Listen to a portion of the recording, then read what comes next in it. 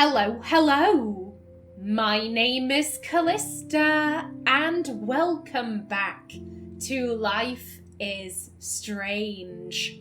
In the last episode, we found a mysterious bunker underneath the Prescott barn. What is in here? What could possibly be hiding within? Now what the hell is this? What the hell indeed? Alright, well we've got food, water, prepped and ready for the apocalypse. Everything More is survivalist supplies. Something about Rachel here. I'm sorry for cutting you off, Chloe. However, I'm looking at stuff. Water supplies. It's like in David's garage bunker. Look at these cans. David must shop at the same store. Whoa. This says it all about Nathan. He needs help. Dear Mr. Prescott, as Nathan's primary psychiatrist for over 5 years, I feel that I should stop seeing your son as you have disregarded my rather dire and immediate suggestions for his and others' well-being. You know well the extent of Nathan's challenges, but I feel that you refuse to acknowledge the role you play in his mental health. If I do not have your support, I cannot treat Nathan. It is as simple as that. I fear he is becoming even more disconnected from reality, even if he acts in a personable manner. You have ignored my requests for a consultation with you and your wife, so I have to assume you are no longer interested in my services. Regardless, I care about Nathan, and I believe he needs serious help. If you would like to talk about this matter, I am always available. Best, Dr. Jacoby. On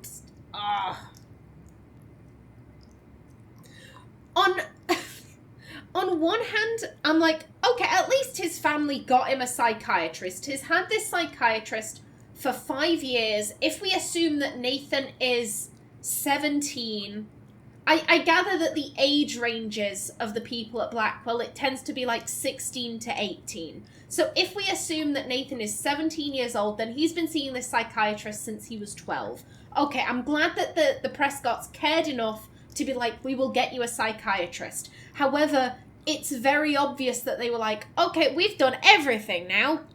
That's it. We get you the psychiatrist and you are fixed. Like, we don't need to go into responsibility or the roles we play in the trauma we have inflicted upon you. No. You have the talky man who you can express your feelings to that we don't want to hear about, and that will fix you.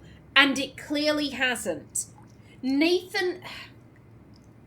I really believe with Nathan, he requires like an inpatient type of therapy. I think he needs to be someplace where, they can control his medication. They can make sure he's not, drinking excessively or doing drugs that he shouldn't be.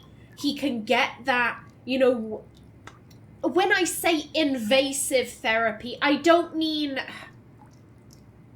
Invasive's the wrong word. A deep therapy to get to the root of his problems. They can, go really hard into it. Not harder than Nathan is willing to go, everything at his pace. But with inpatient therapy, he will have as much access to doctors as he needs. With outpatient, he has to schedule those appointments. If he has a really bad day, well, tough shit, your appointment is in 3 months' time. You can't do jack shit about that. With inpatient care, if he has a bad day, then they're going to be on it like, boom. We are here to treat you. What do you need? I blame Nathan's parents for a lot of what Nathan has done. Here's the thing, Nathan is, ultimately, he is responsible for his own actions. And I think just because someone is mentally ill, that doesn't mean they can go, oh, well, I'm not responsible for anything. I can't be held responsible for anything I do because I have a mental illness, or I have a learning disorder, therefore you can't hold me accountable, blah, blah, blah. Like, that's... You can't use that as an excuse to get away with doing whatever. You cannot. I think it can maybe mitigate. I did this because I was in a really bad place mentally. Okay, but you are still responsible. You have to take account for that. You need to make reparations and all of that. Nathan is responsible for the things he has done. But for why Nathan is the way he is, I think his father has a lot of explaining to do. I mean, part of Nathan's issues could be genetic. He could just be predisposed towards having certain conditions. However, his father, just the way he talks to Nathan, we have seen it in emails. The way he talks to his son, it's not healthy. It isn't loving. There is no warmth coming from Mr. Prescott to Nathan. And I think Nathan really needs that. I think ultimately Nathan wants unconditional love and approval from a male role model. That's what he relies on. That's what makes him thrive. He wants to impress a man because his father is impossible to please.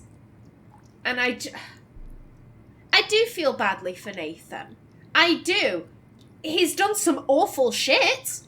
He's done some incredibly awful shit, but I do feel badly for him because I do empathize with him to a degree.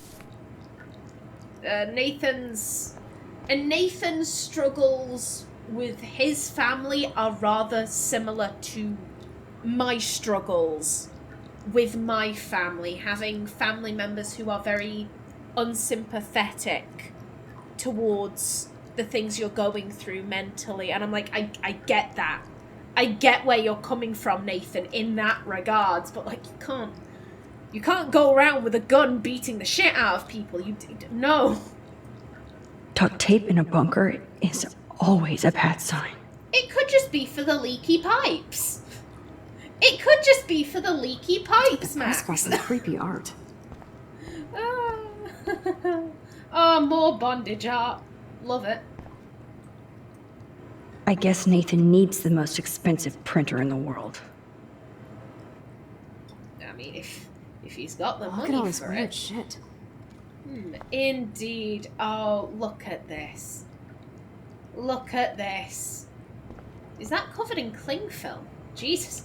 Well, that screams of serial killer vibes. What was it Kate said? They took me to some place really bright and white, and I thought it was a hospital because there was someone speaking to me in a very quiet, soft voice. Photography studios are often bright and white. Oh, I love Look at all this weird shit. Indeed. Oh, flipping heck. That's an original signed illustration. Fits perfect in here. Well, damn. Nathan can afford the nice shit.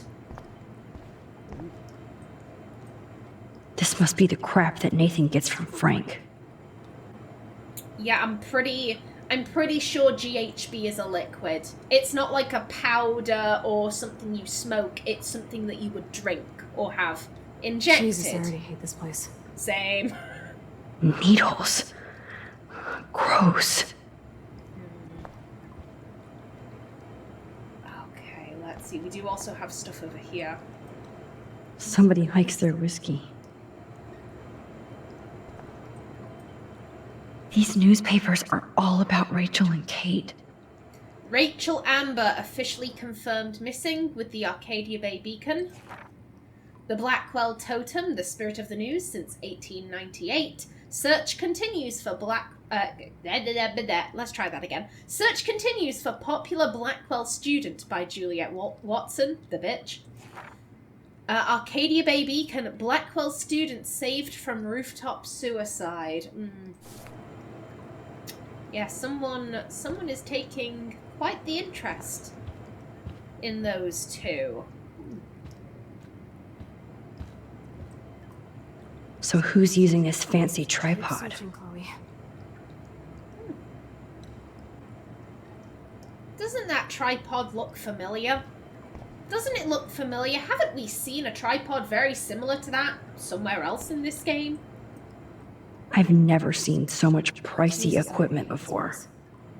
Again, are you sure about that, Max?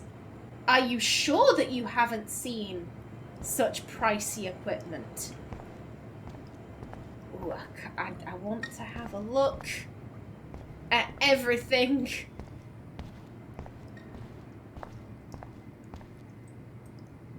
That son of a bitch. Okay. Howard Rourke Construction, Stormbreaker Bunker. Yeah, this was authorized by Sean Prescott. Holy shit! Oh my... This is an expensive-ass bunker. Hot damn. Flippin' heck. Talk about tortured. Keep searching, Chloe. This artwork is very Nathan. Very Nathan. Whoa. What is going on between Nathan and his father? Oh, I can't read that. Nathan, I've told you to never call me using your phone. Stick with the disposable ones I gave you. I don't want to hear you screaming out my name in a public place, which you have stupidly done before. I haven't set all this up and shared my vast wisdom just so you can fuck it up with your teen rage. We can accomplish a lot together, but you have to let me guide you, or you're on your own. I get Max. This does not say signed Sean Prescott. This doesn't say, you're assuming it was Nathan's dad. But there's nothing here to indicate that this is Sean talking to Nathan. I just want to point that out. Actually, considering this has Sean's... That son of a bitch. I know this is a signature, however...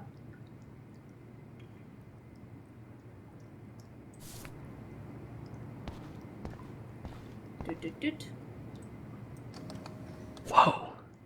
What is going on between Nathan and his father? Yeah, that is... I know that was a signature, however, that was very readable. The letters were way bigger. This is not Sean's handwriting.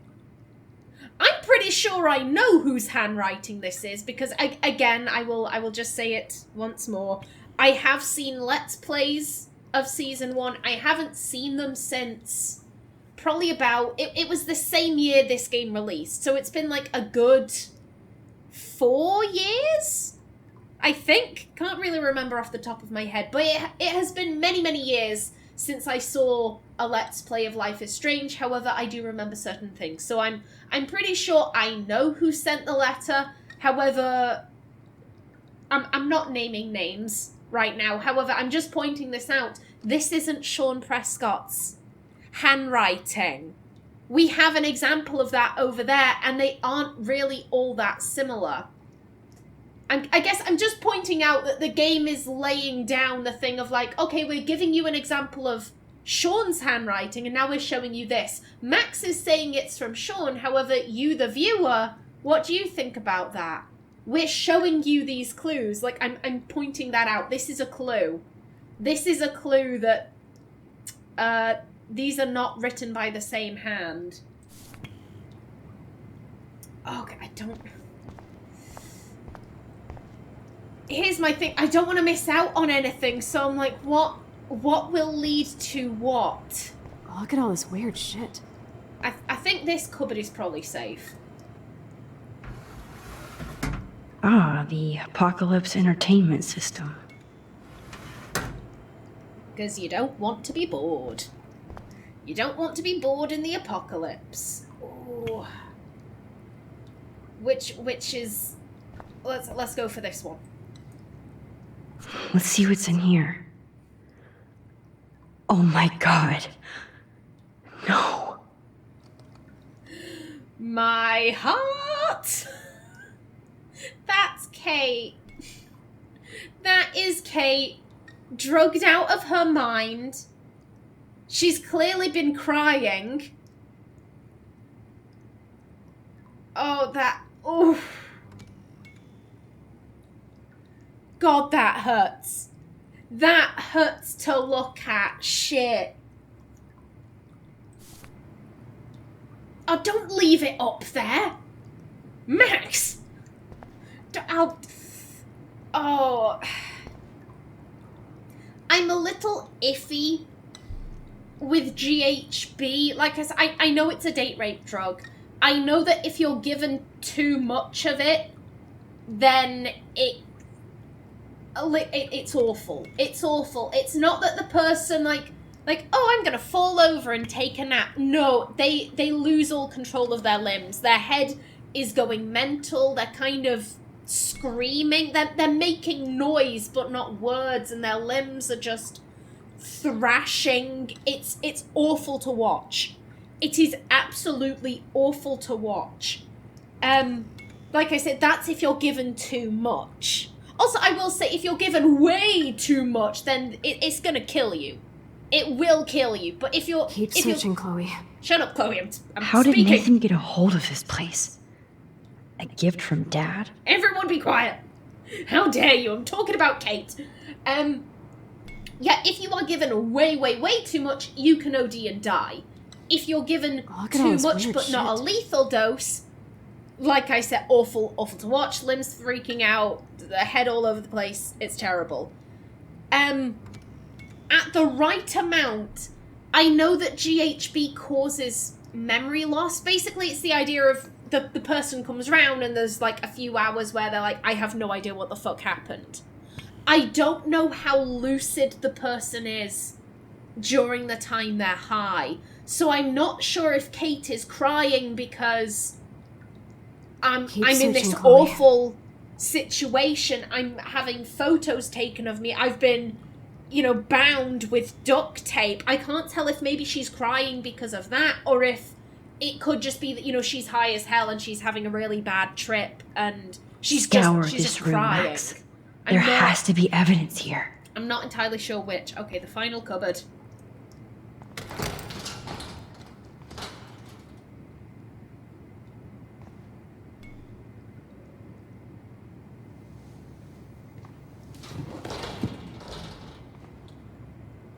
Come on, let's see what this shit is all about. We are. Okay. A binder marked Victoria, but it's empty. Look, the next one says Kate. Oh no, Kate. No. God, I should have killed that bastard back there. Kate wasn't the first. All those binders are filled with other victims. Victoria has to be next. Nathan must be planning to dose her tonight at the Vortex Club party. Rachel. This can't be real. These are all post shots, right? Right? Chloe, look at her face. She's out of it. Maybe Nathan paid her a shitload of cash to do this. She probably would have. I don't think so. Why is he putting her in the ground like that? Where? The junkyard. Max, we have to find that spot now. Then we can see what he did. There's no way she's dead. No way. She posed for those pictures, Max. I know it. Please, let's go.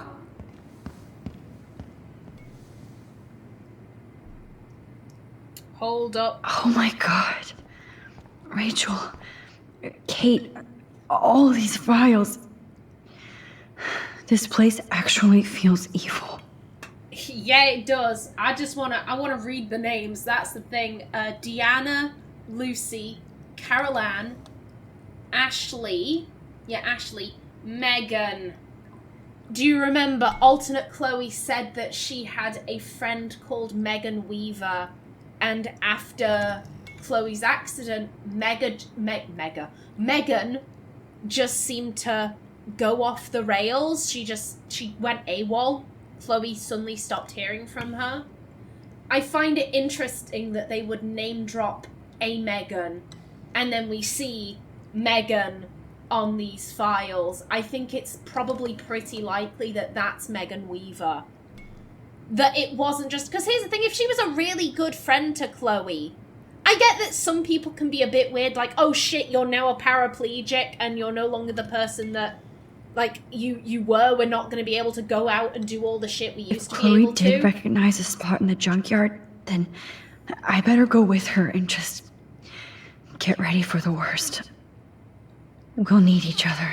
Aye, but again, I'm speaking. Yeah, if Megan was a genuinely sweet person, like, some people do get weirded out when their friends have accidents, but I don't think, if she was a really good friend and she was genuinely lovely, I don't think she'd back off just because Chloe was now wheelchair bound. I think what is potentially more likely is that Megan was dosed and brought to the dark room, and then she's dealing with the, like, oh shit, what happened? Was I sexually assaulted? What the hell happened to me? I got drugged, and, like, oh shit, my friend's now she was in an accident, but, like, I'm also dealing with my shit. I personally think that this Megan and Megan Weaver are one and the same.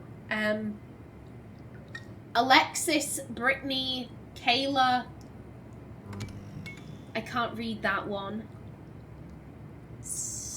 There might be more clues around here, but I have to get back to Chloe soon. You do, but I'm reading. I think that could be Tina, Tiana, something like that. Can't read that one. Lily. Come on. June, maybe? I can read the last one, that's Kelly. And again, I can't read the one before hers. So many girls. So many girls, flipping heck.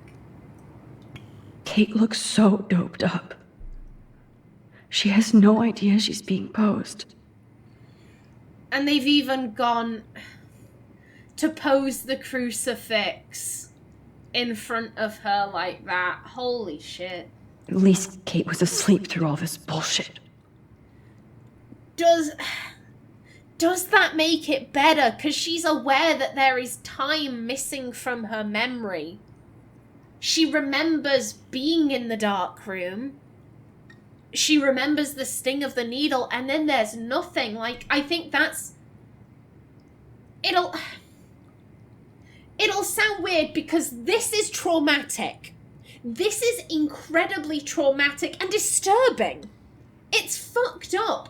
But I think knowing this is what happened would be a relief, because as it stands, for all Kate knows, and bearing in mind Kate believes in abstinence and saving yourself till marriage, Kate could think she's been raped. Kate could think she's been raped or whatever.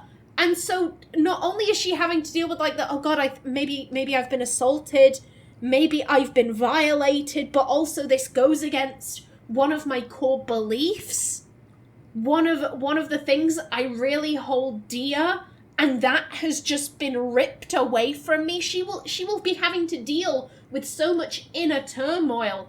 I do wonder if being told you were posed, but no one touched you, this was not a sexual thing, because here's the thing, I think perhaps this could be sexual in terms of I have dominion over these young attractive girls. I can pose them in whatever way I like. I think it's a domination thing. I don't think anyone is whipping out their dick and jacking off as they're taking the photos, if you know what I mean. I don't think it's sexual in that way. So I think potentially telling her, hey, no one touched you, you weren't violated physically, well, you were posed and drugged, that's physical, but you get what I'm saying. You get what I'm saying. You weren't raped. You have not been abused in that manner. You were posed. I wonder if Kate knew exactly what had happened to her that night, if that would be a relief. She's not having to deal with her imagination making things so much worse. That was it? Okay. And Rachel. This picture is framed different. Rachel is awake and fucking furious. Yeah. Look at the eyes. With Kate's eyes were rather glassy. She was always kind of looking to the side or up above. Her eyes couldn't focus, but Rachel is looking directly at the camera. She's like, I see you, dickhead. I fucking see you. I am awake. I am present. You didn't do the job good enough. You underdrugged me. You dipshit. When this is through, I'ma fuck you up. That's what her gaze tells me there. She is defiant and she is pissed. Rachel is passed out and she has something in her mouth. What happened to her?